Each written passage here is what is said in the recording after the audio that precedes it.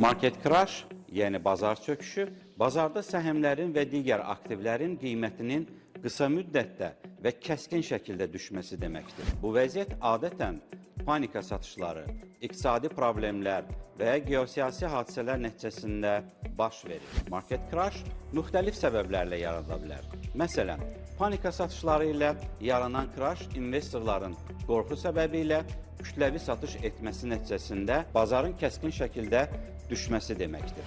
Makroiqtisadi səbəbli crash, iqtisadi böhran, faiz artımları və ya qlobal maliyyə problemləri səbəbilə yarana bilir. Geosiyasi risklərdən yaranan crash, müharibə, siyasi gərginlik və ya beynəlxalq böhranların bazara təsiri kimi başa düşülür. Bubble, yəni köpüyün partlaması, aktiv qiymətlərin həddindən artıq şişməsindən sonra bazarın kəskin şəkildə düşməsi kimi başa düşülür.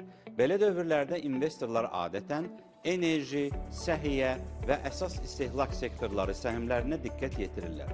Unutma, bazarda düşüşlər risk yaratdığı kimi yeni imkanlar da yarada bilər. Əsas məsələ qərarların emosiyalarla deyil, analiz və strategiyalar ilə verilməsidir.